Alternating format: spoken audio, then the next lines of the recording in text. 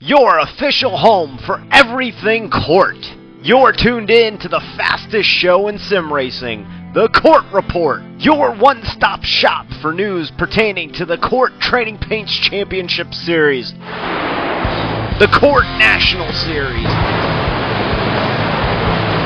and anything else happening in the world of CORT. And now, the two guys who will bring it all to you, David Amboys and John Dragonetti. Hello and welcome to the CORT Report. I'm your host, David Amboys, and I'm always alongside John Dragonetti. And no need to fear, I left my sickle at home. He left his sickle at home. More on that later. Hey, it's been a pretty big week for the championship online racing teams, eh? I would say pretty much, yeah. Had a good little race at Indianapolis, and Mike Husby won. Can you believe it? No. I mean, it's been 6 days, and I still cannot believe that Mike Husby won the Brickyard 200 on Wednesday night. He definitely deserved it, though. He raced his butt off. Oh, absolutely. I mean, he had a late charge from Dakota Airman to hold off, and he had to get around newcomer Yannick Van Broek to take the win. And it was a good run for Husby, and it showed as he was able to come home with the W and maintain his second place in points. But definitely a strong run. I know he was really quick pretty much the entire race. Yeah, he was definitely a factor the entire way through it. Cody Ehrman, again, another strong finish for that 8 group. They finished second. Yeah, and I know he was looking forward to, making a strong run at his hometown, track, but, you can never really discount that kid ahead of anything, to be honest. Yeah, and what's crazy about Ehrman is that it's his hometown track, but the thing that even makes it stand out even more is the fact when your hometown track is the Indianapolis Motor Speedway, you better be ready to bring it. Julian Medor came home third. Another strong run. I know he's definitely looking forward to the race tomorrow night at Richmond, because I guarantee coming into the season with the new Gen 6 car, he's definitely going to make a strong run, so do not discount him out, especially the next 2 weekends. Yeah, absolutely, with the Richmond event and then, of course, the finale in Vegas, and more on Las Vegas as we continue on the CORT Report this week. Yannick Van Broek, the first Belgian in CORT history, came home fourth in his debut race. And got his first top 5 of that. Yeah, pretty good run. Led 3 laps, was up there at the end. Yeah, he started 9th, so, I honestly was a little bit pessimistic, not ever knowing who he was or what he could do, but now I think, like almost all of us know that he's legit. He's for real. Yeah, he is here, and he is here to put a bunch of us on notice. You came home 5th, Mr. Points Leader. Just riding. Only led 1 lap this week, though. I'm not good at that track, so I just wanted a nice top 5, and we got that. I mean, be it luck, but, we're just trying to hang in there. Came home 6th, was very proud of it, especially after a 13th starting spot, and was just able to basically outlast. Led 3 laps, got the bonus point, and tried to stay in the battle for second, but going to Richmond, it's a really good track for me, so looking forward to that. Yeah, I don't want to push your buttons. What happened up there on that last restart? Last restart, I decided to take 2 tires, and it just showed that it wasn't a good choice because it was not good. Plus, I think it was Yannick and Ehrman. They went by me 3 wide going into 3. I had 1 on the outside, 1 on the inside, and that was the meat and sandwich. And I was like, I want no part of this. So I backed out, just kind of fell in, and then sure enough, here comes Husby, here comes you, and then I just start dropping like a rock. Yeah, you still had a good run though. No. Yeah, it's still a good run for the GNC crew, but just honestly looking forward to ending the season. I might get my best points finish ever in a league, which is nice. Third would be really killer. But if it doesn't work out, it doesn't work out. But it's been a very consistent season for the most part, especially after the way that started, being wrecked out, finishing last in 2 of the first 4 races of the season. That hurts. No, exactly what you mean. I think we've all been there, done that. Yeah. Cody McCorkle came home 7th, last car on the lead lap, last car running. Yeah, and in a race of attrition, it really showed how much, being consistent really pays off in the late going. Will Robers came home 8th. He had a little bit of trouble, but I think he'll take a top 10 nonetheless, even though he was 12 laps down. And Kyle Young, who brought it to court administration's attention the day after the race, and he forgot to fill in his entry blank. So Mr. Young was not credited with points for the Indianapolis race, the Brickyard 200. He came home in 9th. Yeah, it's still a good run, but again, very unfortunate to accidentally leave his entry blank. Yeah, didn't get it. And court officials just assume, okay, you're here every week. Go ahead, run it. Okay, that's all right. Sure enough, when we look, hadn't filled it out. That's a problem at court. Gotta have that. Yeah, it's unfortunate. Yeah, because the reason why we do the entries, and I know it's been kind of a hot topic as of late, the reason why we do entries is to kind of gauge how many garage stalls we need to prepare, how many pit stalls we need to prepare, that kind of stuff for the team. So when we realized Kyle Young was here, and we still had more entries than people who showed up, so it wasn't a big deal, but after the race we realized, hey, the 93, where's the 93 pass? Yeah. And no one had it. Patrick O'Toole came home 10th. Yeah, it's a good top 10. I think he held in there for the most part, but I think some troubles with wall contact kind of did him in the closing. Absolutely. Pete Engelmanis, this heartbreak of a season for the Ford Group continues. It's been either feast or famine for that team. Came home 11th. Yeah, I was really looking forward to racing him there because I know he was around where I was a good chunk of the race, but unfortunately it just didn't work out that way. But I guarantee we'll race him and you and Husby again some more in the next 2 races. Absolutely. And a quick shout out, not only did we have the first Belgian run in court history on Wednesday, we also had the first member from Alaska, Stephen Taylor, came home in 12th after leading a lot of laps and was a contender for most of the race. Yeah, got the pole, and I think had a little bit of an incident in the closing. Again, like pretty much most everybody else from like 10th down. But not many people can say, hey, I'm on iRacing and I'm from Alaska. Alaska and Belgium in the same race. That's not an official race. That's pretty crazy. That's a diversity at its best. Yes, absolutely. A lot of new names in court, and we're looking forward to talking about that in the coming weeks. Tyler Tucker came home 13th, running for Fury Inc., and just wasn't able to get everything going. Yeah, he had a strong car, and I know in the only a handful of starts this year. He's looking for some big stuff, but I know next year I think he's running full-time. So, again, strong guy in the Trading Paint Series. I wouldn't discount him for maybe a win or 2 coming up this next season. Yeah, won at New Hampshire in the Trading Paint Series last season. Tyler, Stephen Taylor, and Pete were all involved in the same incident on lap 53, which put all 3 out of the event. Sean Burke for O'Toole Motorsports came home 14th. It seems that team is still some more trouble, so unfortunately, bit the wrong end of that bullet. Yeah, and not only that, but more bad news for O'Toole Motorsports came later on that week when Sean Burke announced that he was going over to Ford Performance Racing for next season and running Ford Fusions for Matt Harrington's new startup.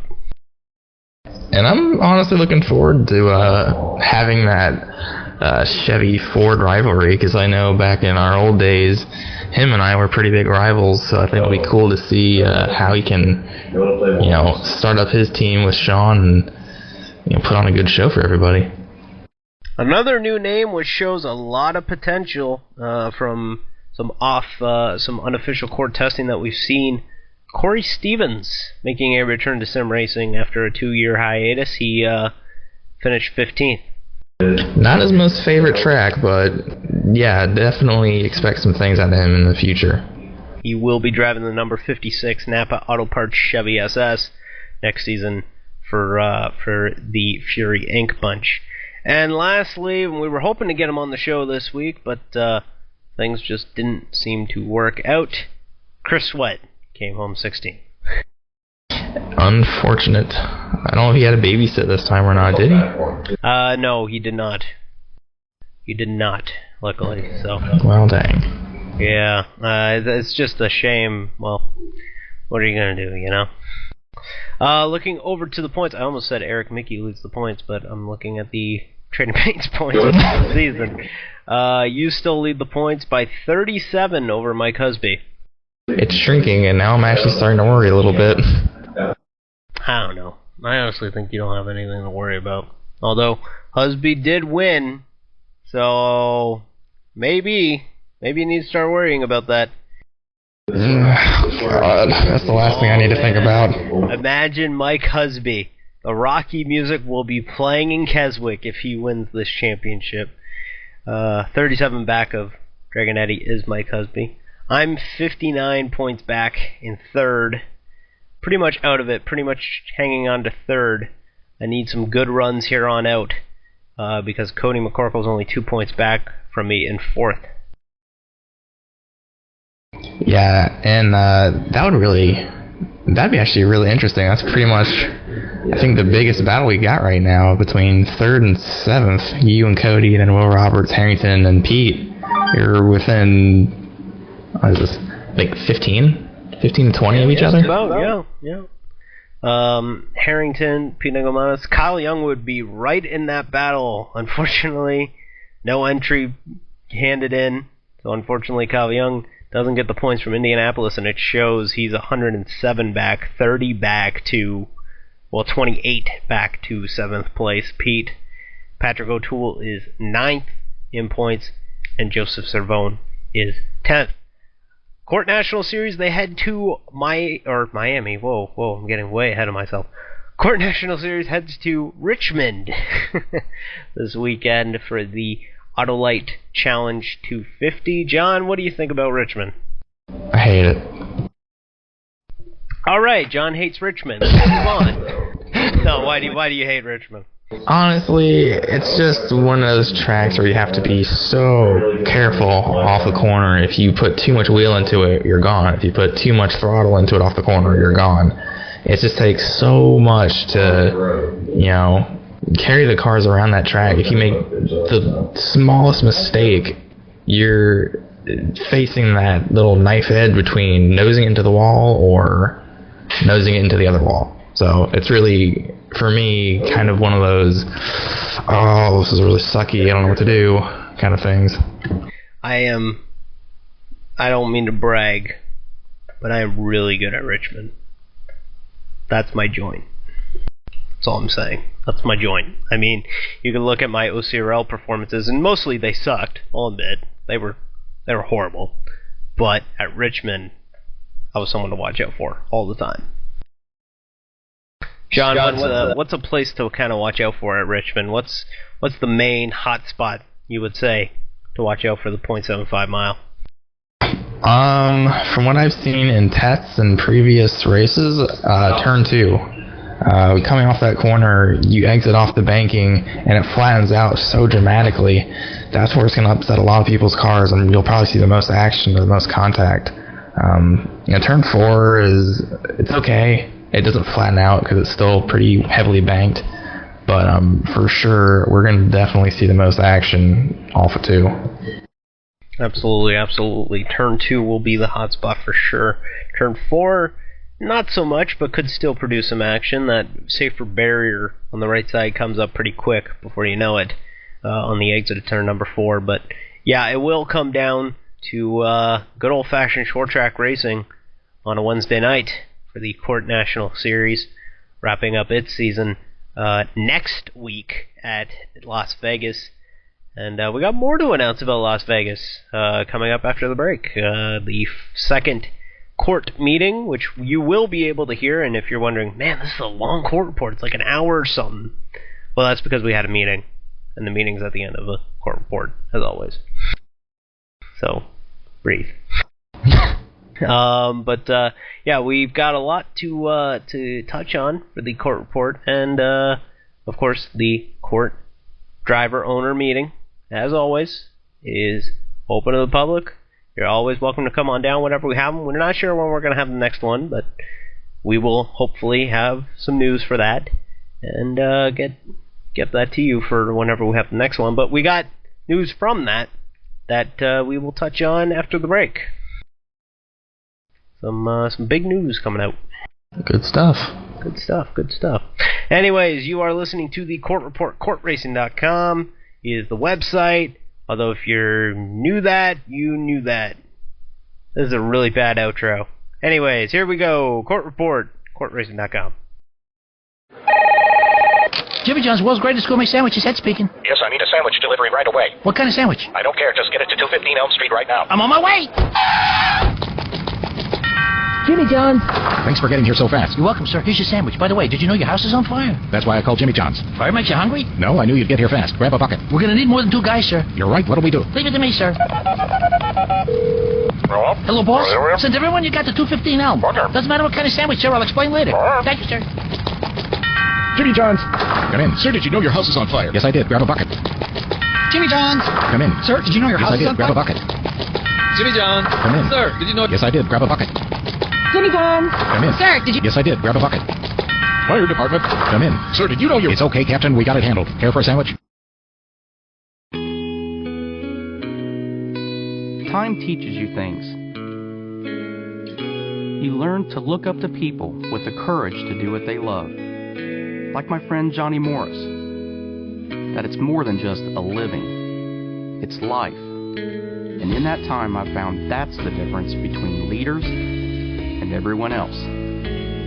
Bass Pro Shops, where commitment, passion, and the great outdoors all come together.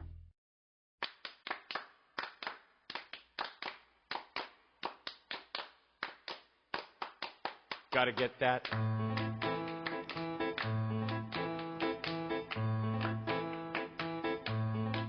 I like that boom boom pow, them chickens jacking my style. They try to copy my swagger, I'm on that next station now. I'm so 3008, you're so 2000 and late. I've got that boom boom boom, that future boom boom boom. Let me get it now, boom boom boom, boom boom boom, boom boom boom, boom boom boom. Gotta get that boom boom boom, boom boom boom, that boom boom boom. Yo, I've got that hit that beat the block. You can get that bass on below. I've got that rock and roll, that future flow, that digital spit, next level visuals. I got that boom, boom, boom, that boom, boom, boom. Welcome back to the Court Report. That is Richard Cheese and Lounge Against the Machine, John. It's probably one of the most unique things I've heard in a long time. That's really weird. He's an artist on YouTube. I've heard him on Opie and Anthony in the past, and he's a guy who takes pop music or rock music and he makes it lounge. It's really good. You should hear his cover of Chop Suey and Enter Sandman I played for you. You like that one? For sure. It's actually kind of got a... He made Enter Sandman sound like Mr. Sandman. It's great. It's kind of got a soothing feel to it. Yeah, it's nice. You put it on in the background, you just relax. Love on your woman, whatever. You smoke a cigarette with like that long stick. You know what I'm talking about? The long stick cigarette. What is it with those things? I don't know, but then you have like you're reading a Playboy, you have a pencil-thin mustache. You know what I'm talking about. You know, you're relaxing. Classic hipsters. Absolutely, but we're not here to talk about hipsters. We're here to talk about CORT. CORT Meeting. March 2013 happened last night, John. And we decided court officials and track officials for SMI and Las Vegas Motor Speedway came up with the controversial, albeit popular decision to head to the Las Vegas Motor Speedway on June 3rd for the CORT Trading Paints Championship Series. And as the democratic process goes, we will go there. Not entirely to my liking or a couple other people's, but, you know, that's how the process works. I mean, it is what it is.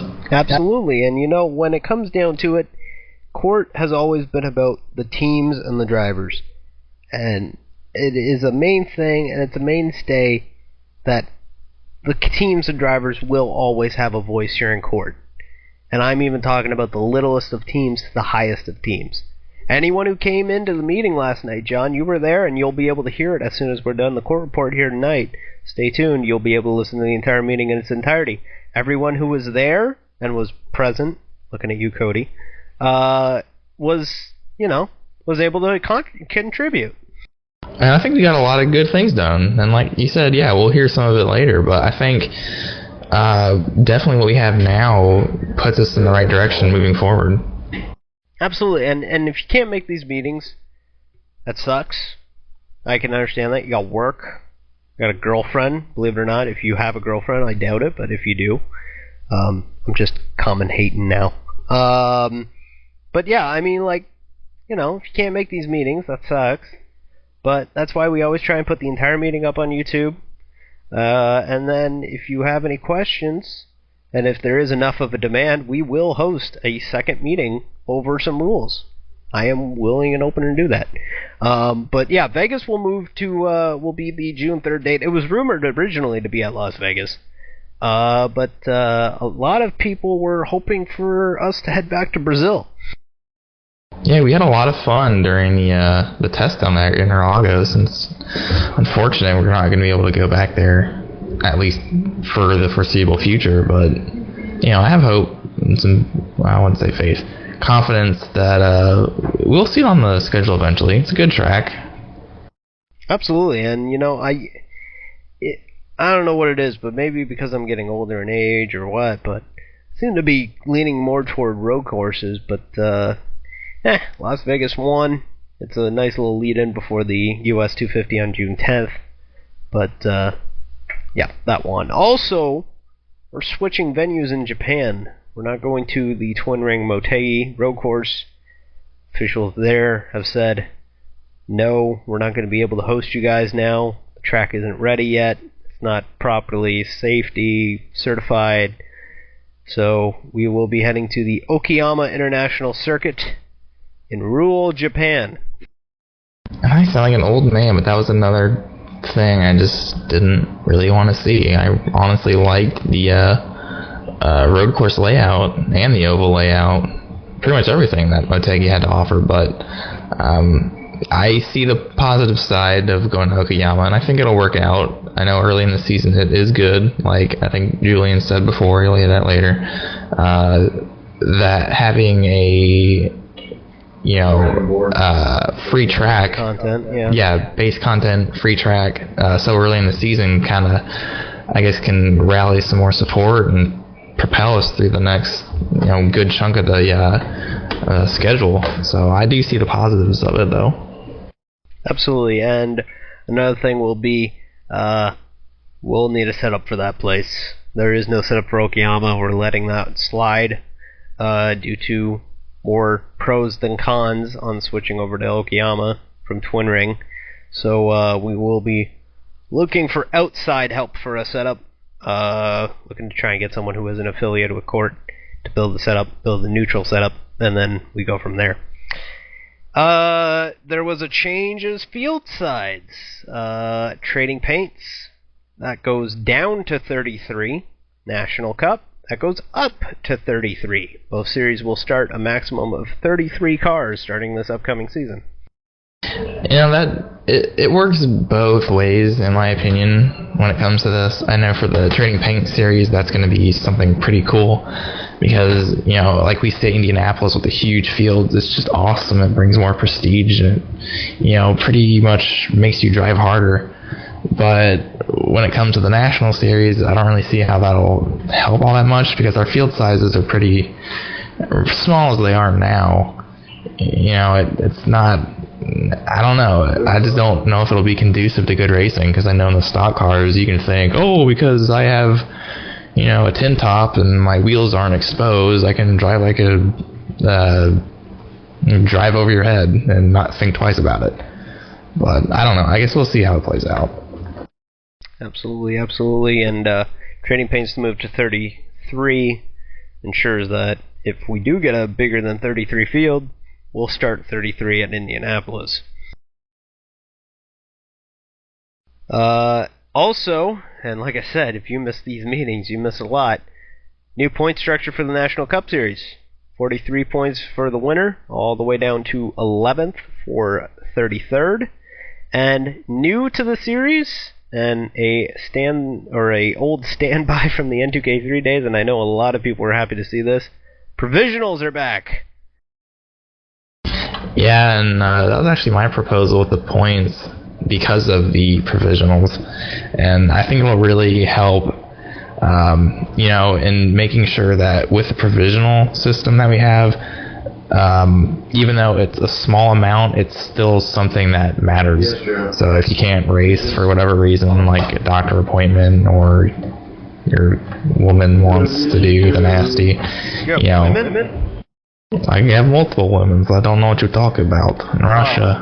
Welcome to CORT Report from Mother Russia. Ushpanagen. Yeah. Alright, that's going to be 5 points for a provisional, right? With a limit of 3 for the summer, but looking to subtract that down to 2 for the winter. Yeah, and it'll definitely work out either way. Yeah, I think a move to 3 during the summer is smart. When you think about it, summer, people are out doing things, people want to go out, Wednesday night, there's a ball game. You want to go to the ball game. You don't want to sit on your computer and look and listen to our dumbasses every week. That's the last thing you want to hear.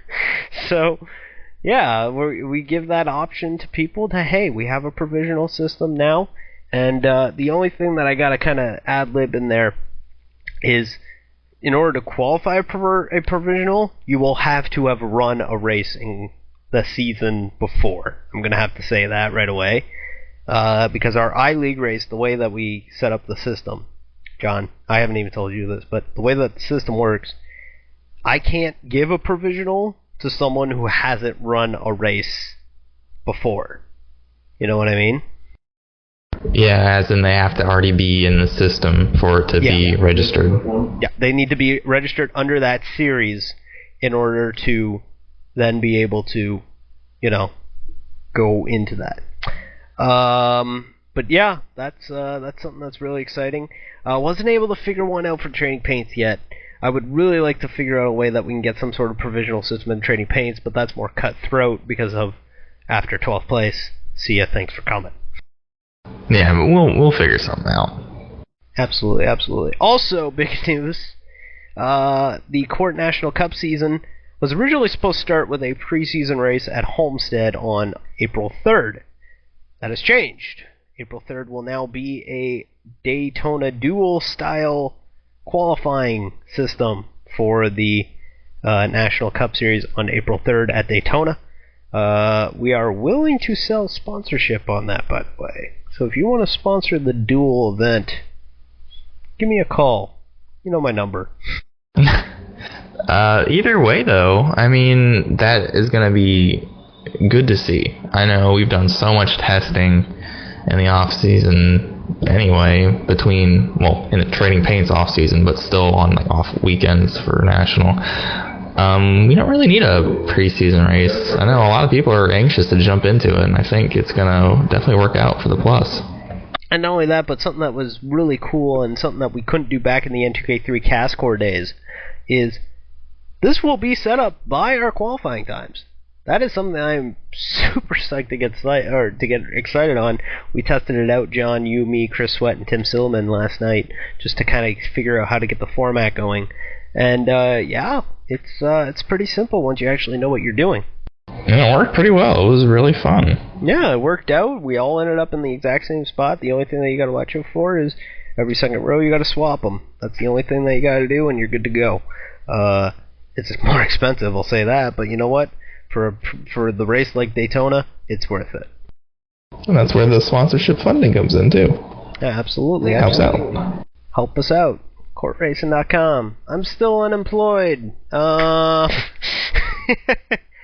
Trading Paints had a rule proposed in February. If you remember, one member suggested moving the pit road entry on all 1.5 miles to turn 3, so that you come down on the apron in 3 and 4, ride the apron, pit, and then come back out in turn number 2, right, John? Yes. Yes. So it was proposed at the meeting last night to return it back to the way it was. That passed. But I stress again, so now in Trading Paints at any track, not just 1.5 miles, not just 2 miles, you can come in out of 4, or unless previously stated, like a track like Homestead, you will have to use the access road. We all know that now. You have to just give plenty of notice that you're coming in. And honestly, I don't want to get my sickle out and start throwing it at people, but I don't. Left it at home. I'm just saying. I don't understand why we did that in the first place anyway. I'm 127% sure the first time that I voted no on it, just for the simple fact that doing that would probably cause more harm than just doing what we do now and just saying, okay, I'm pitting this lap, so just watch out. No, that. But it was tough to police, honestly. Real talk. It was tough to police because you go through it and then you got people saying, well, this guy rode the apron of 3 and 4 and rode the banking so that he could maintain his speed. It's just best if we just leave it to just coming out of turn 4. And by doing that, I mean, it's either... Well, I think I was one of the ones that did that at Texas. It's either straddle it and, be okay, or slow down dramatically and just absolutely lose a retarded amount of time, or just try to do it normally and slip up the track. Because I was trying to do it normally, and I felt my car starting to slide, even if I was slowing down. So, what can you really do? I think with it, how it normally is, it eliminates that. It eliminates the chance of someone trying to push it too hard and ending up sliding up the track and taking out like a handful of people for no reason whatsoever. Absolutely, absolutely. All right, so that just about does it for the meeting. Quickly, just want to go over some of the new members that we have here at CORT. We have Stephen Taylor joining us from Alaska. We got Yannick Van Broek, our first European member to run in CORT. That's exciting too. Corey Stevens coming in. A lot of, cool names coming into the league. Not only that, but I guess the return of some old names like Corey. Yeah, Corey Stevens coming back, and it's just exciting to see so many names coming into CORT and choosing to run with us. It's really exciting. We got some other names coming in. Lewis Phillips, that's a new name here. We also got Steve McLean.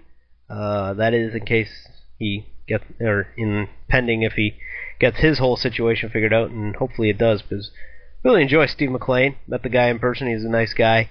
Definitely want him out there if possible. Jesus Andrade coming over. Looking forward to seeing what he can do here. And that just about does it for new names that I can find. Oh, Greg Netherwood. How could I forget Greg Netherwood? He's also a new guy here, so looking forward to seeing that. I think, though, for the next season, whatever happens, it's definitely going to be fun, though, because, like we said, we've got a lot of new names, a lot of new faces. It's going to be interesting to see how the championship plays out. I know this one was kind of, I wouldn't say the old-timers, but I think next year is going to be a whole different ball game. Absolutely. Should be something to look for next season. Alrighty, John, why don't we head out of here? We are not done, of course, on the court report. Stay tuned. We will be going into the court meeting for March 11th, last night. If you're listening to this, if it's up on Tuesday, which it probably will be because I'm a work addict. John, you got any final words for the program tonight? Words. Yeah, words, program, words. Okay. Words. No. Still working on the magazine. Did you know we weren't doing that? Still doing that. Send me car info. I need your car stuff. And send him spotter guide deals. Yeah, because it's I guess it's not even tentative. The official release date is next Friday, the 22nd. So make sure to hand me your stuff, your National Cup Series side views, as well as Trading Paints side views, because that's going to be important if you want your car in there. If not, we'll have to improvise, but definitely send me your stuff. You won't be happy with the improvisation. You will not be happy. It'll just be a giant frowny face with your number next to it. It will not look good. You will be like, that doesn't look like my car at all, and we'll be like, well, you didn't send it in. Sorry. No, really. It's going to be interesting. It's going to be fun to do. So just send me your stuff so we can make it the best possible product possible. Or else it's going to look like crap. And John's going to be like, yes, I okayed that because he didn't help me out. The last thing we want to do is look like crap. We're court. You don't want to look like me. You're not. Thanks for the compliment, John. Alright, so why don't we go ahead and wrap up. I am David Amboys. You're about to hear David Amboys, and this has been your court report for March 12th. Crow, it's already mid-March. Man, fly by. Been March 12th, 2013. Thank you for listening. Here comes the court meeting, joined as it begins right now. Thank you for listening. See you next week.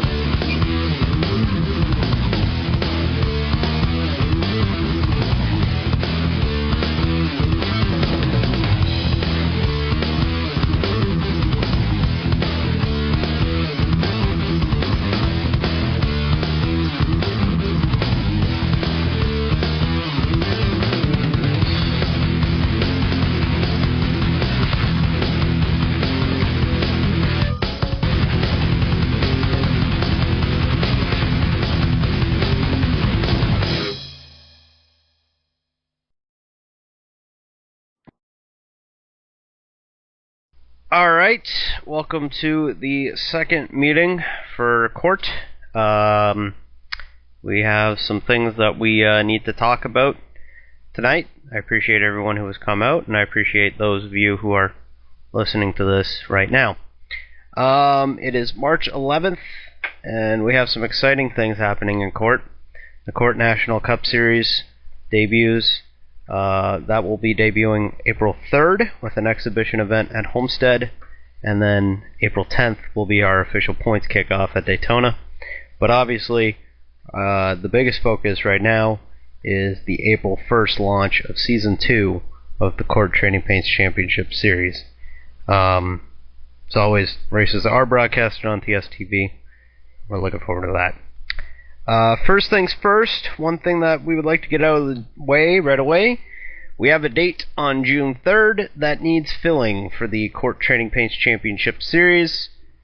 If you guys are welcome to go ahead and just shout out some ideas. I know we were talking about earlier Interlagos. I think that'd be something pretty cool to try, and I'm totally down with David with that. Interlagos would be cool because I think some of us bought it just for the test itself. Like I know I did. Might as well use it. It's a fun track. Okay. So Interlagos is definitely an option. Any other options in mind, guys? There's Okayama if we test it.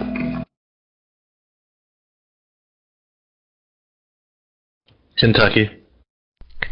Okay. Just keep bringing them out. I'm writing them down while we do. Rockingham. Okay, I'm gonna have to veto that right away. Rockingham. If you have run Rockingham with the IndyCar, it's pretty hectic even by yourself. So I'm gonna have to veto that right away. New Hampshire Motor Speedway. We already go to New Hampshire, Patrick. Oh. Try to look at the schedule. Is Richmond on there? Popping up. Richmond is not on the schedule. After having run a race in my league, if I can go ahead and put this out there, I would strongly recommend we don't go to Richmond. Yeah, I'm with him on that. Yeah. We have... Sorry, go ahead. Do we have a schedule anywhere? The one on the website ain't popping up. Yeah, the one on the website. I'm having an error. Well, what do you mean you're having an error? I'm getting a 504 gateway timeout error. Wasn't that the shits? Okay, here's what we could do in the meantime. Here, let me go to the iRacing.com press, or to the iRacing League tab, and you'll see all the sessions I got scheduled there. Works for me. Yeah, it works for me. Schedule is showing up for me too. Maybe it was just a momentary thing. Our Road America logo is very pixelated. Well, that's an iLeague race thing. Okay, so yeah, it's working for me. So okay, so we got a couple of text ideas here. Daytona, no, unless it's the road course. I'm telling you right now. Darlington, we don't have a fixed setup. Atlanta, maybe, and Eldora isn't even with the service. So why would we do Eldora anyway? Honestly, Daytona road course. Daytona road course would be nice. I don't know. I didn't really dig that when we tested there. When I'm thinking Daytona road course, I'm thinking we run the full course. Like not the bike course. Why not go like straight up classic and do Indy road course? I don't know about Indy road course. Spa? Be another European date. Plus we got a Belgian guy. Kind of wonder why we don't have Spa.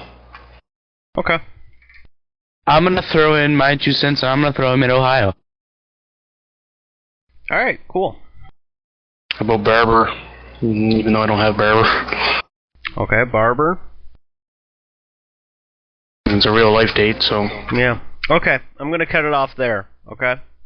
So, out of the suggestions that we got, only 2 of them are ovals. So, Interlagos, Okayama, Kentucky, Atlanta, Spa, Mid-Ohio, and Barber.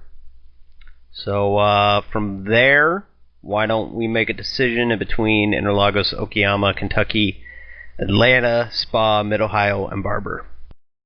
I say Atlanta. Atlanta. Atlanta. I don't say Atlanta. Atlanta. I feel as if we have enough ovals on the schedule as is. Yeah. Interlagos. Wait, what are we voting for? What will be June 3rd? Oh, Interlagos. No. Okay, we'll go down the list. BassPro.com. What? Okay, we'll go ahead and skip BassPro.com because he's being a real asshole right now. Chris Sweat. Shut the hell up.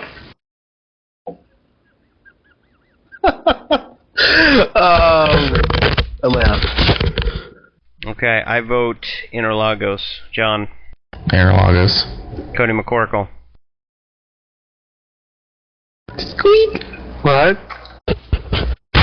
Alright, Julian Medor.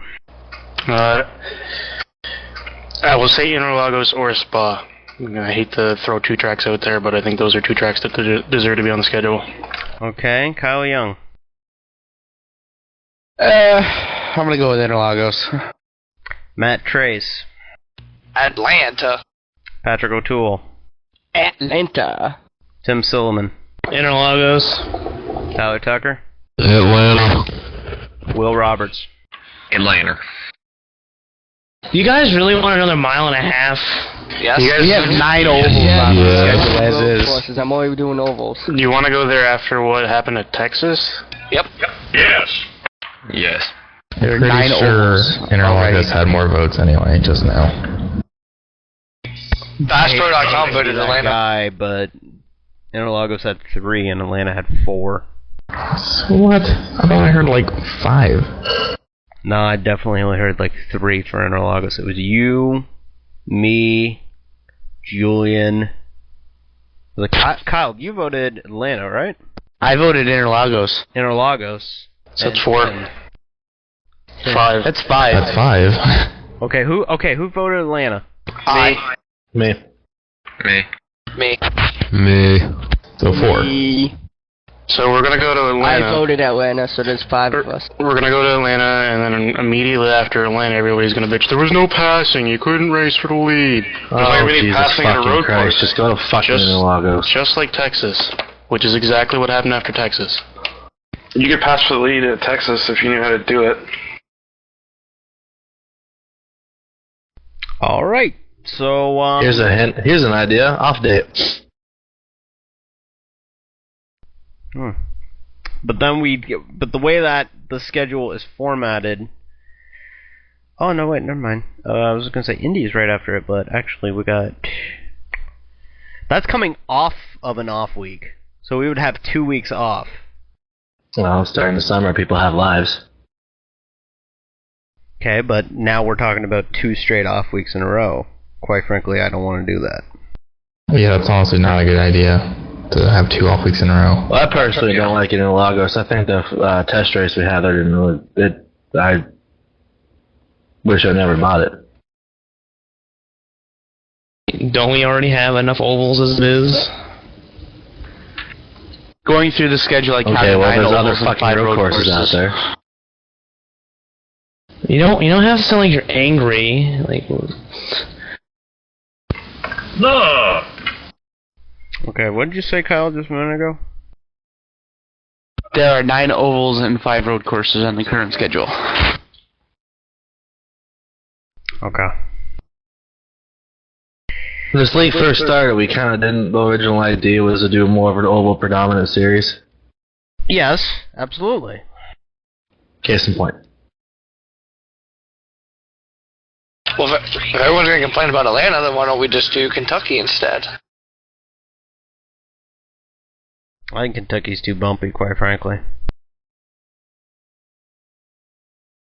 Sure, it's a mile and a half with some character, but I think it's too bumpy.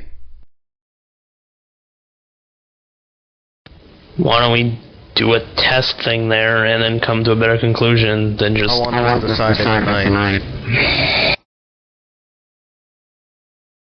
I don't want to be. I don't want to delay this any further. It's got to be decided. Let's rock, paper, scissors for it. Las Vegas. I could vote for Vegas. Okay. How many of you guys want Vegas? I'll do Vegas. Yes. I'll vote for any oval.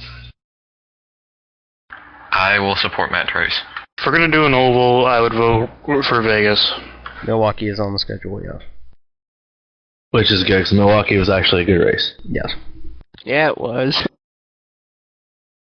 Yeah, because I think I actually finished that one. Okay. I'll give you guys this one. Alright.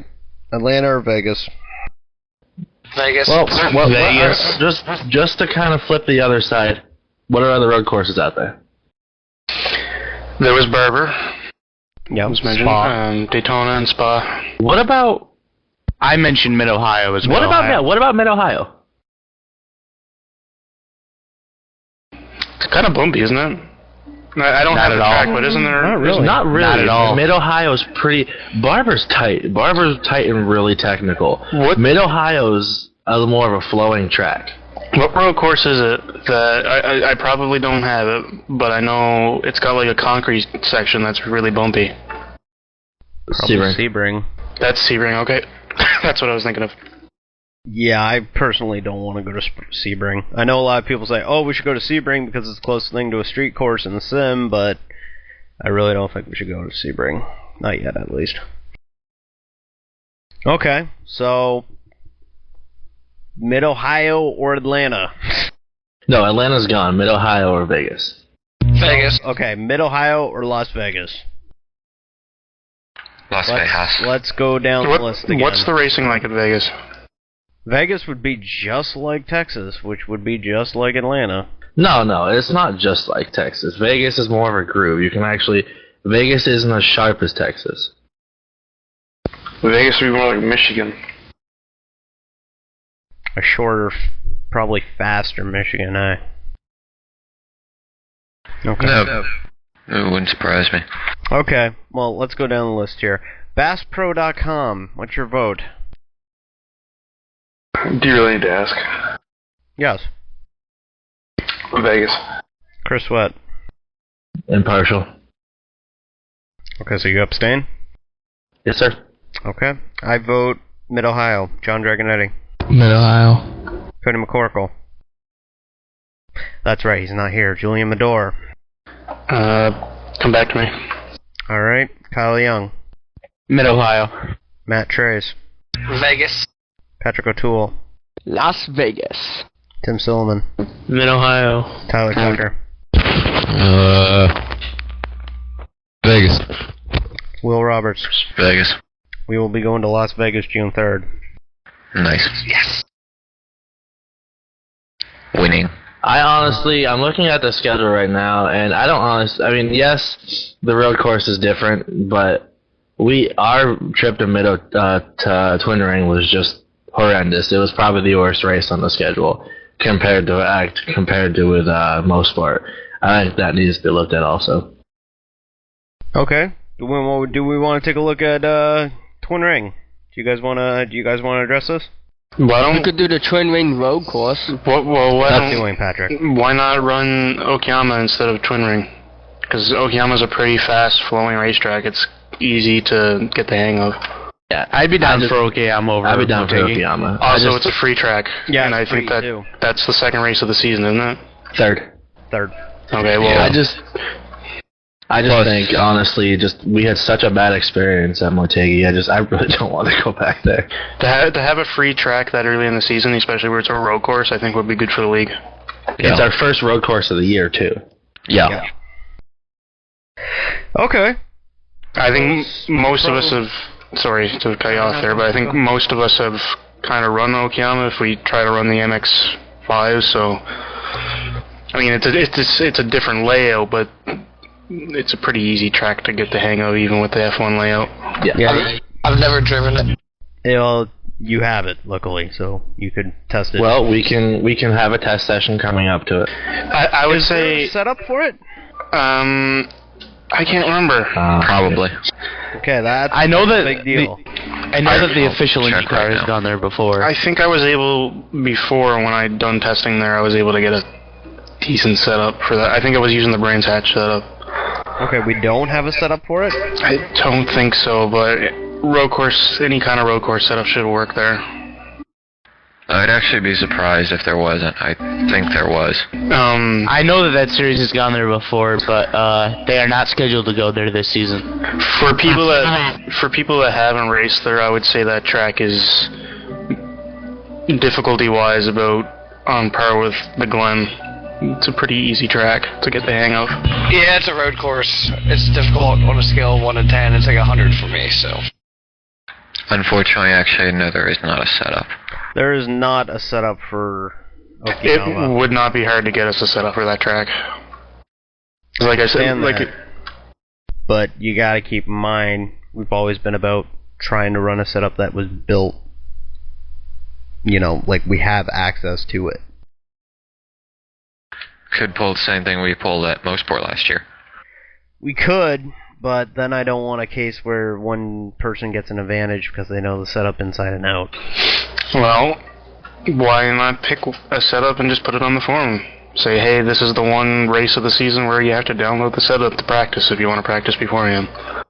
Well, I got an idea. Just maybe someone that doesn't race court that runs open wheel, if anyone knows on ours, and could go to Okayama and make a setup for us. That's a good idea. Yeah, that's what I was thinking. Yeah, it's a really good idea. Okay. I'm sure you know people that run IndyCar on iRacing for official, right?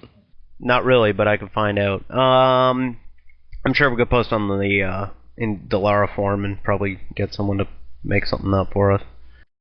Yeah. Okay.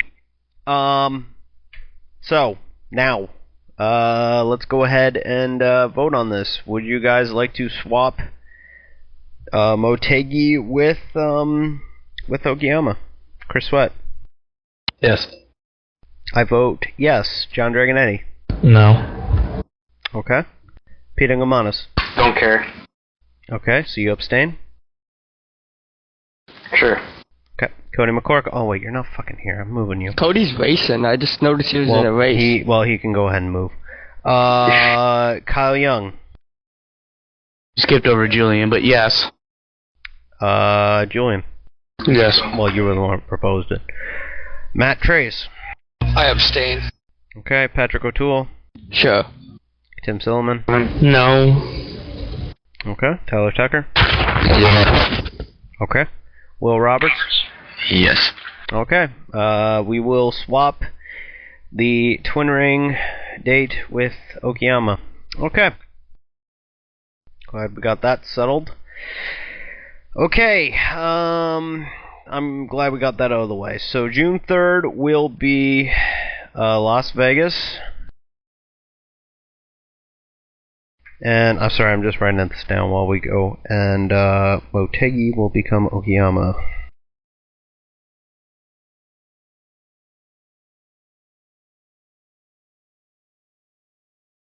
Okay. Moving on.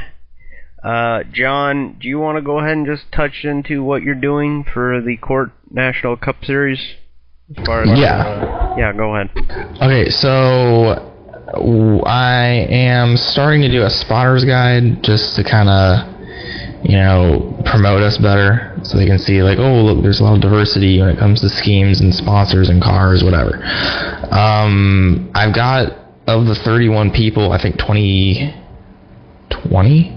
19 or 20, but I'm gonna need a couple more people to help out with that because I don't have your schemes or they're not posted. I know I could do Chris's, but it's just so detailed. I'm not gonna bother with it because I'm gonna end up butchering it. Awesome. I know I'm all set, John, because you got my scheme. Yeah.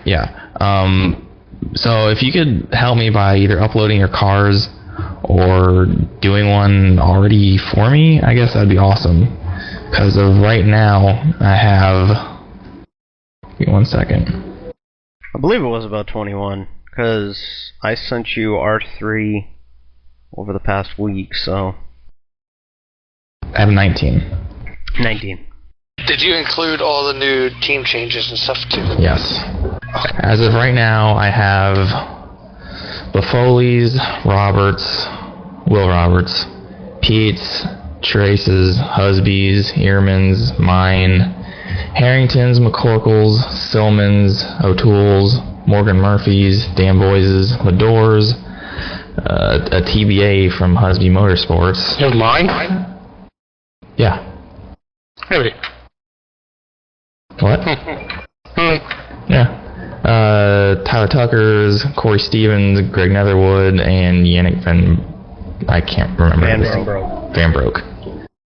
So everyone else, if you're the number 8, which is Chris, he says he already has his, 16, 26, 29, 37, 42, 46, 54, 84, 87, or 88.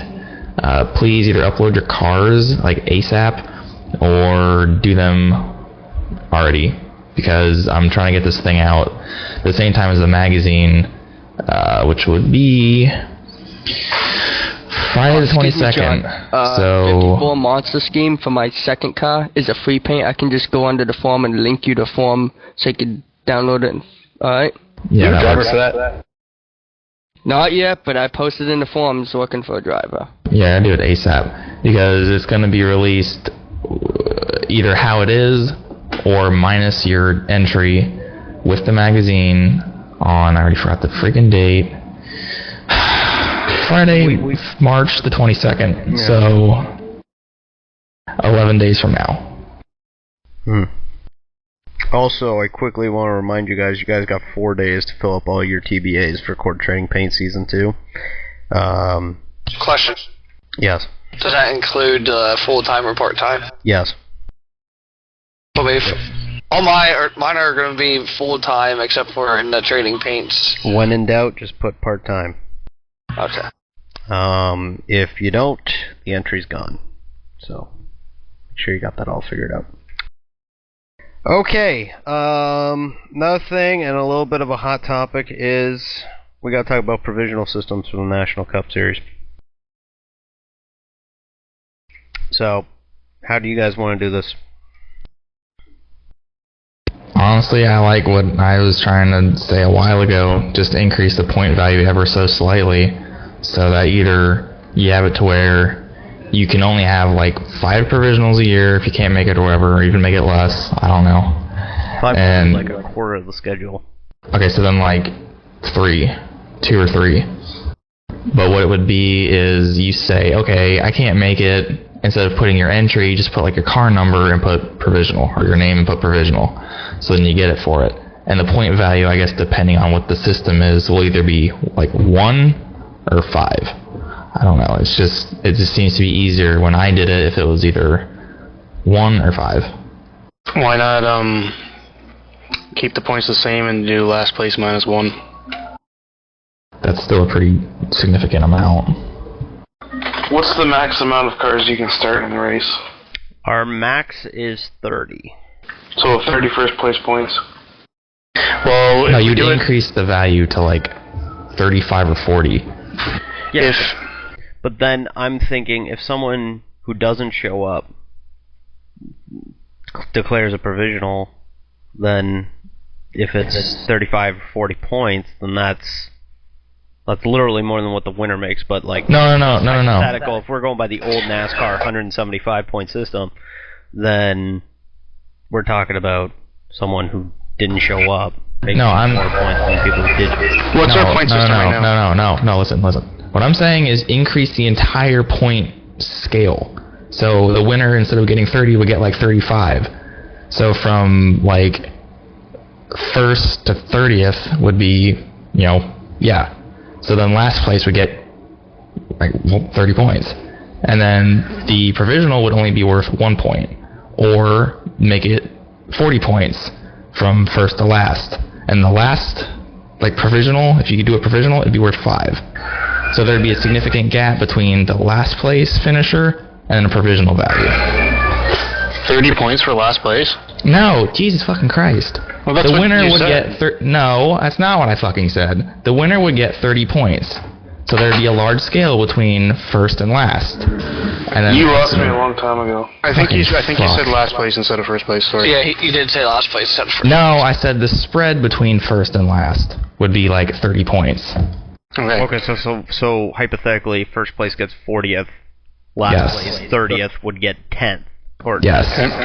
And then the provisional would be worth 5. Yes. Okay. There'd be a significant gap between last place and provisional value. Okay. I'll just leave it at that. A significant portion between last place and provisional value. What do you guys think? I have a question. I have a question. Yep. Now, obviously, you're going to do provisionals. Are you going to limit how many provisionals somebody can get? I was going to say, because you don't want people taking advantage and racing like 4 races and taking provisionals for the rest. Yeah. Once we vote on this, then we will vote on the other aspects. Oh, Husby showed up. So yeah, we'll vote on that. So who's okay with the new point system? Or if you got any amendments, just let me know. Chris, you're okay with it? I'm down for whatever. I like the new point system. John Dragonetti, you're the one who proposed it, so I'm assuming you're voting yes. Pete. I want to see it on paper before I vote for it. I'm actually doing that right now. Okay. So if you guys just want to hold off, we'll hold off about 5 minutes on that vote. So now what we can do, while John types all that out, is we could talk about the number of provisionals. How many would be too many? 2? I say 2. Okay, well, let's look here. Let's see how many... How long is the schedule? Yeah, let's see how long the schedule is. I believe it is a 14-race schedule with 2 non-points events. So, let me go ahead and count it real quick. So, talk amongst yourselves for a second. Go team. Earnhardt. I say 3. I really don't care. Yeah, it's a 14-race schedule with 2 non-points events. So 2? You think that's sufficient? I mean, I say 2. Schedule that is over the course of a summer. So perhaps we should bump it up to 3 for the first season? I think because of it being summer, 3 would be sufficient enough. I mean, you might have somebody that's on vacation with their family for like exactly a 1 week here, 1 week there, you know. So I think 3 is sufficient enough. I mean, it's not overly an abundance amount. It's not like it's 5 or 6, which is almost half. You're still low, and you figure if you get 5 points out of it, right there's just 15 points. It's not like it's giving them an advantage having 3 provisionals. Hey, Husby, when did you get a Mac? Just random question, but Husby's on here on a Mac. Hi, What? Mike. He's probably on. Maybe he's on here on his girlfriend's. I don't know. His mom. Does his girlfriend have a MacBook? Alright, maybe he's just on his girlfriend. It's on his mom's computer. Okay. I get you. Alrighty, never mind. Okay. So, 3 for provisionals. Let's go ahead and vote on this. Chris Sweat, 3 on provisionals. Yep. I vote yes. John Dragonetti. Yes. Pete Ingamanos. Sure, why not? 3. Julian Medor. Yeah. Kyle Young. Yes. Mike Husby. Sure. Whoa! It speaks. Matt Trace.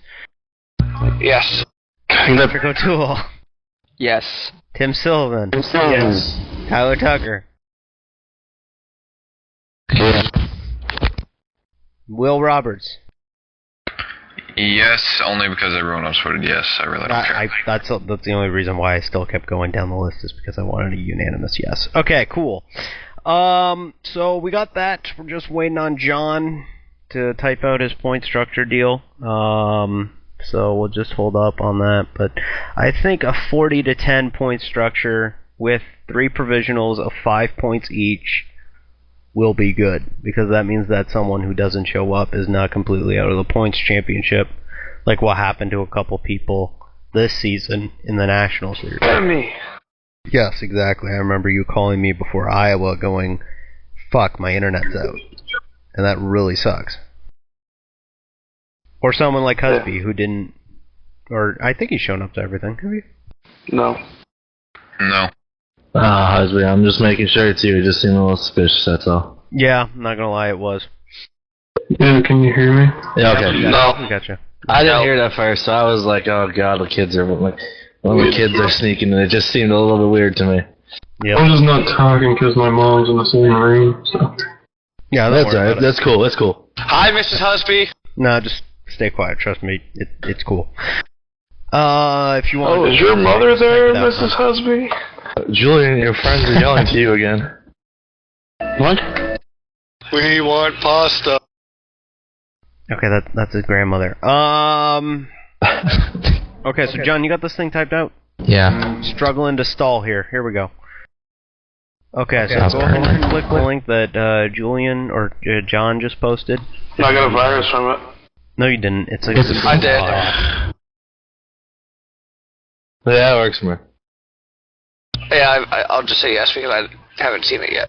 It won't load. Okay, so 30th will actually make 11 points, not 12, fucking 10. So I can deal with that. Okay, so are we? We're gonna vote here on the proposal for the new point structure for CORT National Series. So let's go ahead and go down the list. Chris Sweat. Yes, and don't move Husby. Yeah, Husby needs to be a part of this meeting. John Dragonetti. Yep. Pete Ingamanis.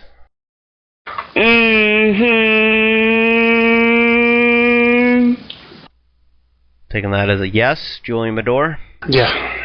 Kyle Young. Yes. Mike Husby. Oh wait, he typed yes. Okay. Matt Trace. Word. Patrick O'Toole. Go ahead, yes.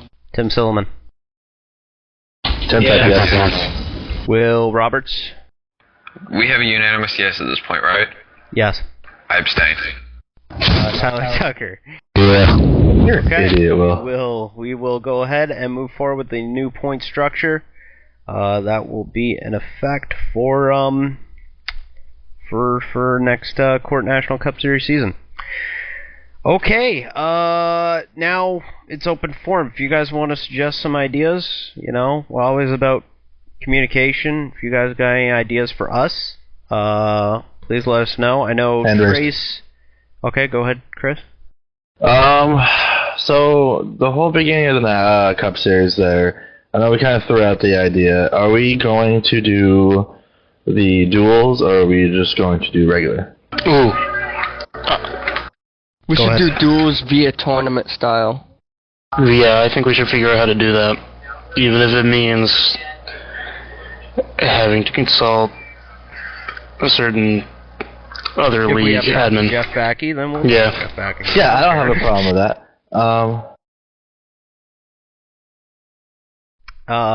Yeah, I mean, we could definitely intervene. Maybe we could find a post on the forums that says something about how to work a tournament style. If we do this, though, I'm telling you right now, we're going to have to scrub the exhibition race at Homestead, which I think no one really gives a shit about right now. Yeah. There's an exhibition race at Homestead? Yes. Our point. Yeah. Our point. Okay, so that's a good proposal, Chris. All right, I'm going on the Irishman forums to see if there's anything about how tournaments work. Okay, just post it at the bottom. Don't have to cut in. Just post it at the bottom. So, in favor of replacing the CORT Florida Thunder preseason race at Homestead with a functioning Daytona 250 qualifying race system, Chris Sweat, yes or no? Yep. I vote yes. John Dragonetti. Yes. Pete Ingamanis.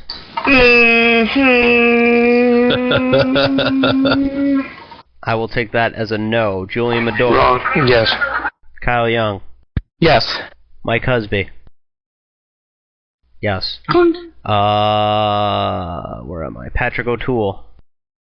I don't know what you got. Yes, for duels. Yeah, dual race. Good decision. Yes. Good decision. I was reading something. That's all right, Patrick. That's okay. Sorry to intervene here, but just a thought. Yeah. You want to get rid of the Homestead race? Yes. If you could do a tournament style, can you do tournament style at different tracks? I think so. Why not use the Homestead race to line up the duels? No. Wait, you're talking about using the Homestead race to line up the duels to line up the Daytona race? Yeah. No. Rather than go through a whole qualifying session. I'm gonna tell you stop right there. You know why? Because the way that the CORT National Series cuts off, we have literally one off week in between that and April 3rd. So we're talking about ending one season and then immediately jumping into the next one. And I don't know if I speak for everyone else, but I really don't think it's a good idea. Wait, April 3rd, is that the first dual race? Mm-hmm. I won't be there. I'll start at the back of the 250. Okay. Are we going to have the dual races on the same day? Yeah, they will be scheduled at the same time. Is there going to be a qualifying session, or are we just going to do duels? Qualifying and then duels. It'll probably be like something where it's a qualifier and then it's duels. Another question. Yes. If we're going to use the duels to line up the field for the Daytona race, how are we going to do this for qualifying? Like when we come out? Who's going to be locked in and not locked in? No, We're going to do driver points? Hold on, Patrick. Like what I'm saying is, like, let's say Sweat goes out and wins the first duel, and like Husby wins the second duel. How are they going to start 1, 2 in the Daytona race? They'll be third and fourth. They'll be because first and second qualifying is on the front row. Okay. Either way, you'd have to make the 500 again a tournament session. That way, you could dictate who starts where. Okay. Yes. Yeah, it's really easy. Yeah, from the sounds of it, it sounds very fucking confusing, quite frankly, John. Hey, Dave, I'm curious. If there's only 31 guys entered, are you gonna just send one guy home, or are you just gonna say screw it and allow everyone one? Yep. Alright. So how are we going to do the lock-in? Are we going to do like maybe top 10 in driver points locked in or something like that? First come, first serve. Everyone qualifies in. If you make it, you make it. If you don't, you don't. Mm-hmm. Wow. Yep. No, that's fair. If I miss a race, well, I freaking deserved it. Yeah, I like that. I don't like using last year's points. It's just kind of like you just go, you show up, you qualify. If you're not fast enough, you don't race. Simple as that. Doesn't matter who you are. And it's not fair. I mean, let's say like somebody who's locked in from the top 10 doesn't show up, they automatically get a spot for somebody who's been there trying to race their way in the entire day. Exactly. The only thing that I have I have no problem with it being in is the Train Paints Triple Crown.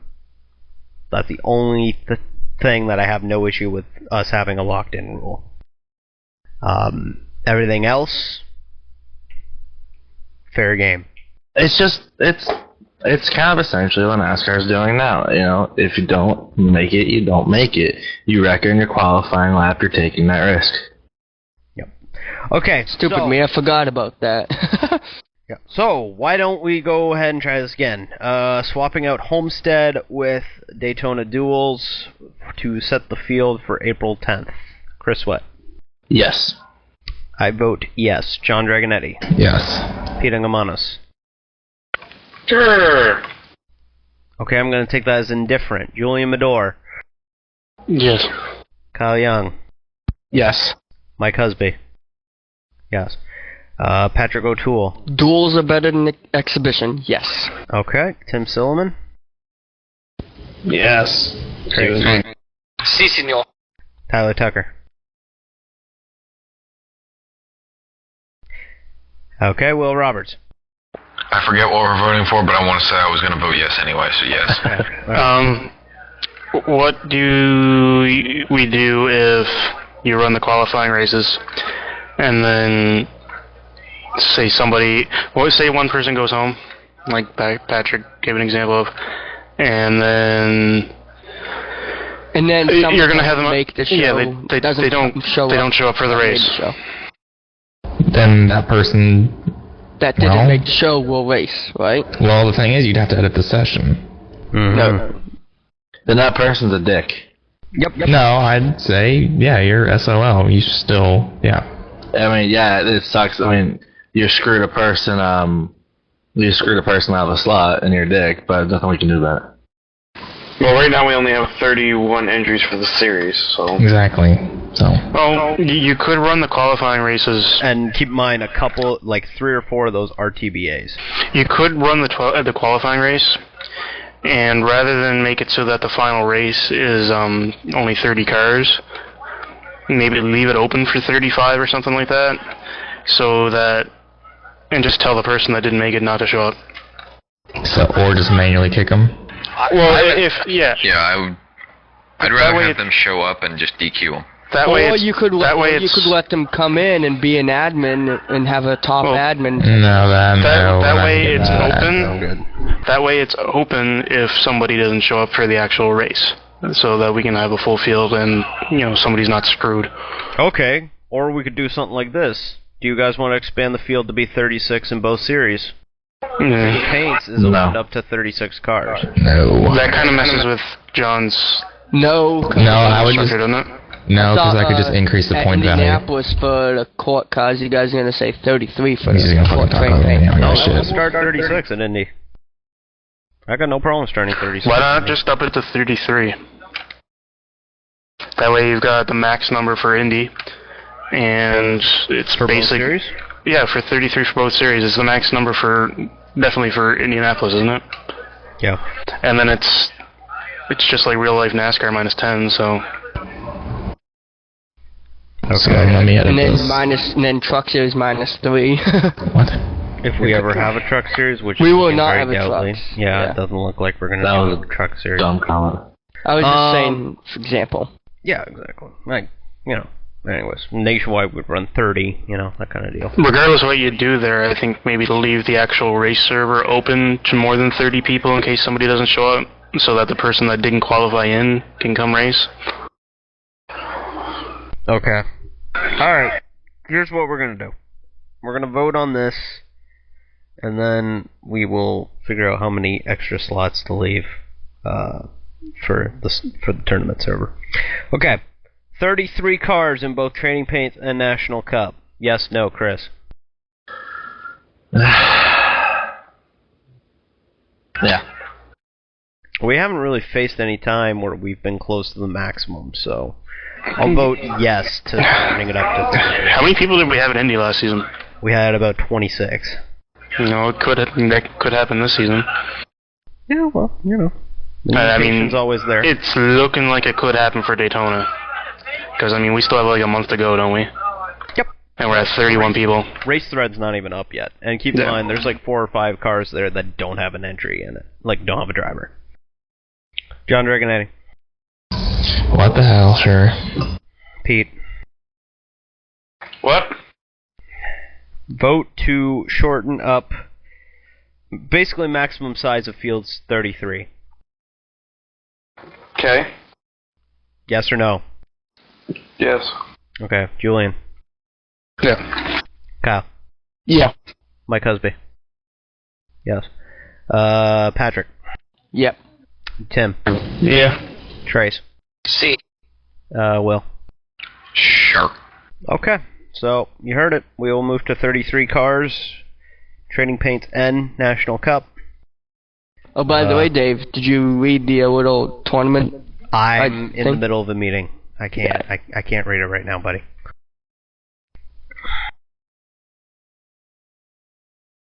Okay.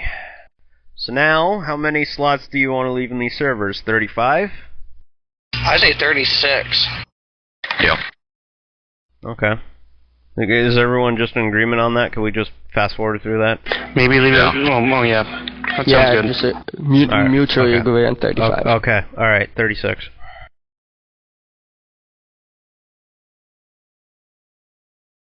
That was easy. Okay. Trace, you have something that you want to suggest for Trading Paints locked in? For the Triple Crown. Yeah. Yeah, okay. You said about, you would have no problems having people locked in, like a set amount of people locked in for the Triple Crown, right? It's basically a 25-8 rule, the way that it is right now. Top 25 points in driver points will make the show, no matter what. Okay, well, what happens if you did this, though? What happens if you did it, like, elimination style for ones that are locked in? Like, if they are basically not eligible at that point to win the Triple Crown, like, they can still qualify in, but they're not going to automatically be locked in to be able to win the Triple Crown championship. Like, eliminate them as the Triple Crown races finish. You know what I mean? Like if somebody's like more than like 2 races out with like 1 race left, they're not going to be able to win the Triple Crown race. No, okay, I think you and I have 2 different ideas as far as what this means. Triple Crown locked in format is for qualifying for the Triple Crown, because we have big fields for those 3 races usually. So that ensures the people who run our Homestead races, run our Phoenix races, run our Okayama races, run all our all the other races in the schedule, are able to run the big premier events. Well, I was referring to like the championship points for the Triple Crown. 25 seems kind of high.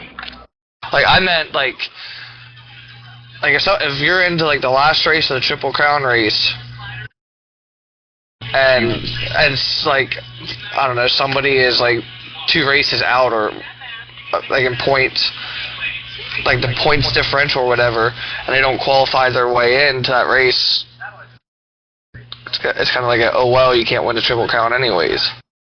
But that might be a bad idea, I don't know. But anybody can win the Triple Crown. Yeah.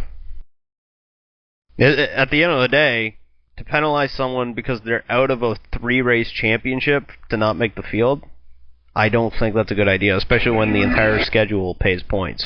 Points don't really matter with the Triple Crown, and except for qualifying your way in.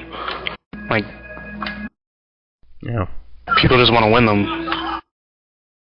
I don't see where points would decide whether you can win the Triple Crown or not.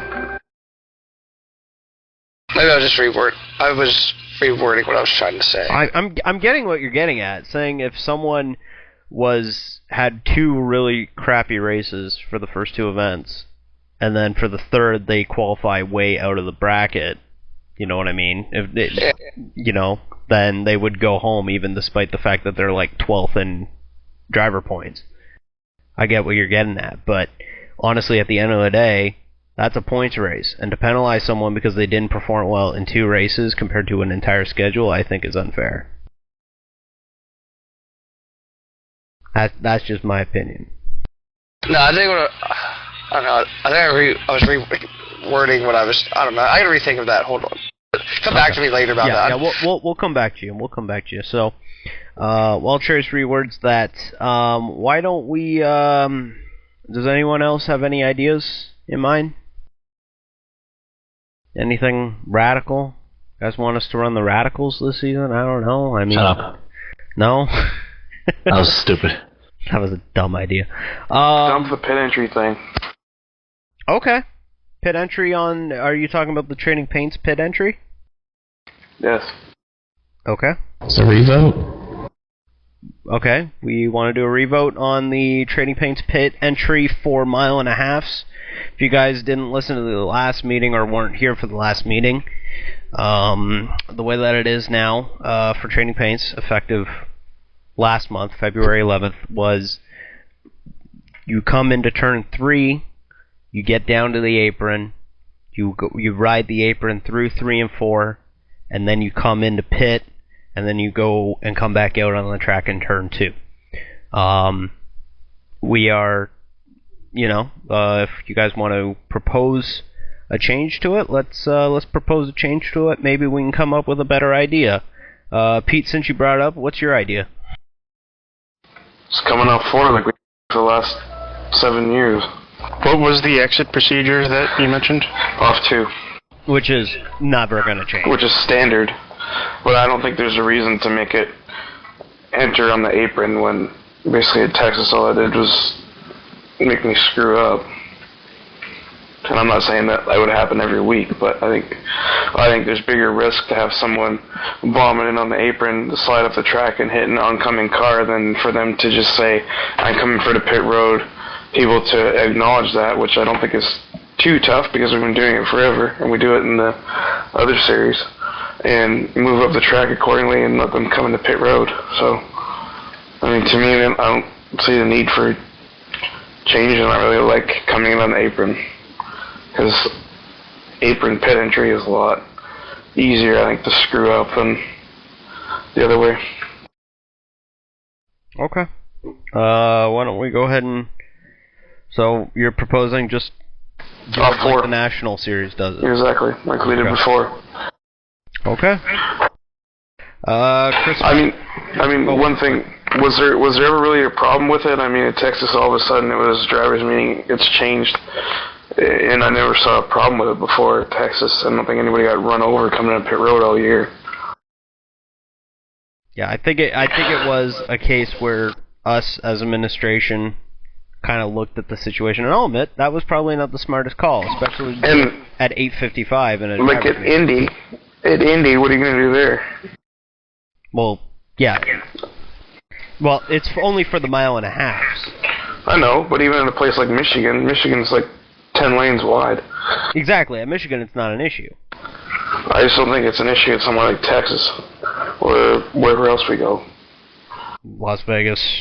Yeah. Well, maybe at Vegas, because honestly, the pit road entry at Vegas is kind of shitty. Yeah, but still, I mean, if you bomb it in there, you can still wash up the banking. Okay. Alright, why don't we vote on this? Pit road entrance off of turn number 4, Chris Sweat. Yeah, I don't care. This one's tough. I think just pit normal. Actually, just vote yes, pit normal. There doesn't need to be a special rule. I think it's been fine the way it always has been. I think you'll find people that try to cheat the system too. Like when you say turn 3, do you mean the beginning of turn 3? The apex or the turn 3? Like you're gonna see people trying to cut it as close as they can. And yeah. I see more potential for problem with people coming in on the apron than off of 4. Yeah, and I completely agree with that. Aren't IndyCar is really hard to drive on the apron at a lot of tracks? Yeah, because they don't really have a lot of mechanical grip. Okay, I say our drivers are good enough. Just we're going to have to mandate something where people will have to give warnings that they are pitting. And I mean audible warnings, not I think everybody's pretty good about that normally anyway.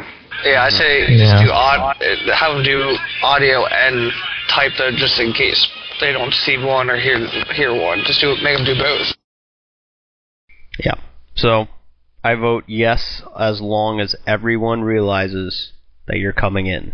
Maybe you could go to a 2-lap warning system. Use your short keys too, because I'm sure there's a entering and exiting pit road on short key. Julian, I don't like the 2-lap warning system because sometimes I don't know I'm going to pit 2 laps before I'm going to pit.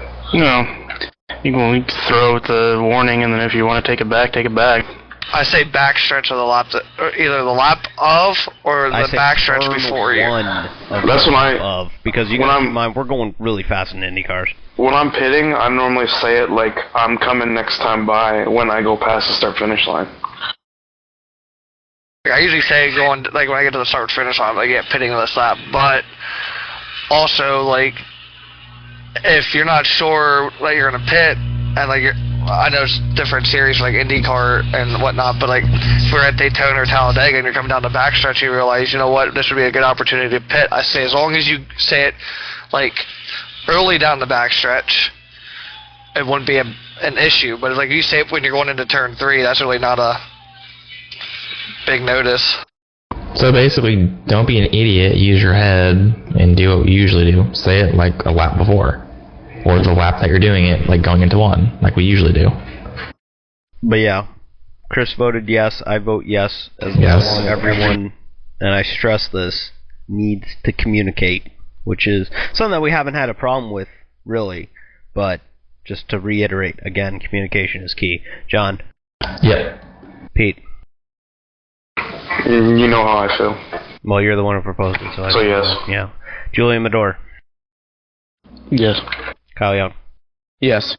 Mike Husby? Ding. Yes, but use your head. What he says? Why not maybe like a warning system? I hate to cut you off. Can I finish the vote, please? Yeah. Okay, I just want to get it out of there. Yes. Go Tool. Tim Silliman? Nah. Meh? Yes. Okay. Trace? You said yes, but he's gonna go shit. Oh, okay. Okay, what were you gonna say, Julian? Sure, what was I going to say? Give me a second. Husby likes to eat garbage. If it's a big deal, or if it becomes a big deal, maybe consider if you don't warn that you're pitting, you just get a black flag. Okay, but see, again, that's something where we need an out-of-race admin. Not really. I mean, you can kind of keep track of that in game. You'll hear people or see people giving notification. Okay.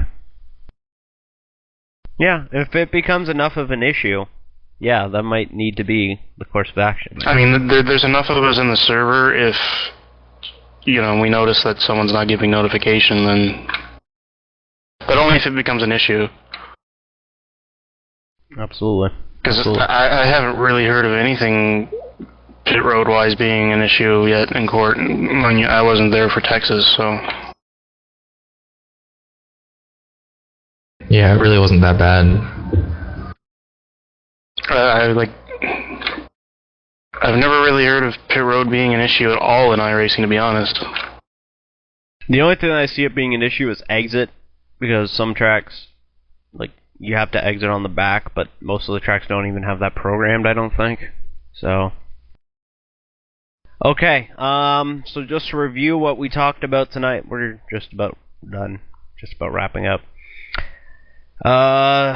Provisional system for the CORT National Cup Series, we will move to a 43-point down system with the adjusted points there, which you could see at the bottom of TeamSpeak, those listening live. And we will also be adding 3 provisionals for the CORT National Cup Series to be used at any time. Once you have used all 3, you will not receive points for that event, and you receive 5 points for provisionals for a total of 15. The June 3rd CORT Training Paints Championship Series date has been announced. We will go to the Las Vegas Motor Speedway.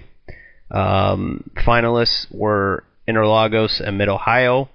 I appreciate everyone who came here in person to vote for that. Motegi, the third date of the schedule, will now be Okayama. We will research a setup for it, and that will be the only race on this schedule that will use a different setup, because there lacks a fixed setup. We will be getting rid of the CORT Florida Thunder Homestead Exhibition race for the CORT National Cup Series in order to work on a Daytona Duels. We voted on that, and we will discuss how to do that internally. We have moved to 33 cars in both Training Paints and National Cup seasons. And in Daytona, for Daytona, because there might be people who missed the show, 36 cars will be the main server. And finally, pit road entrance off of turn number 4 at 1.5 mile ovals for the CORT Training Paints Championship Series. That is an amendment to a rule proposed last drivers' meeting, or last owners' meeting last month, with a request that everyone enters off of turn number 3. Okay, so if anyone else has anything that they want to throw out real quick before we wrap up, please do. I feel like there was some other stuff from before that we lost. No, it was mainly spotter guide for CORT National Cup Series. No, it's some other stuff that we had talked about before that just got lost. Okay. But I can't think of what it would be now. Oh, that's why we record these things. Which is nice, because then everyone can then post on the bottom of TeamSpeak or on the bottom of the YouTube video going, wow, you are an idiot because you forgot what the hell you were talking about 30 minutes ago. So, it's good. But can we all agree that that was the gist of this meeting? Yes? No? Yep.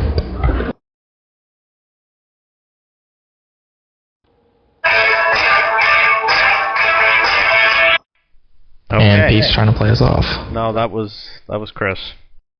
Chris is trying to play us off. Could you at least play the Jack Swagger theme with the weed? That one was pretty good. This is a professional meeting. Yes, it is. Okay, so Just talk through it.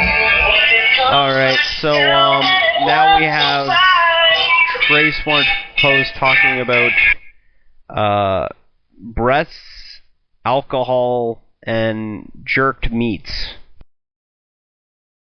What? This meeting has officially been adjourned. Yeah, we can. Let's go race up. Yeah, we can go ahead and wrap this up. All right. Okay, so for the benefit of those here live, I will toss up a 2-hour test at Las Vegas with the IndyCar, and for the benefit of those with flash photography, we will get that going for you guys. And in the meantime, I'm going to figure out how the hell we're going to set up the duels. So for those of you listening on the YouTube video, thank you for sitting through, and we appreciate your patience, and we hope that you can make it for our next meeting. We don't have a date lined up yet for that meeting, but trust me, follow Championship Line Racing Teams on Facebook, or CORT World Series or CORT Nat Series on Twitter, and yeah, you'll be alright. Bye, have a great time.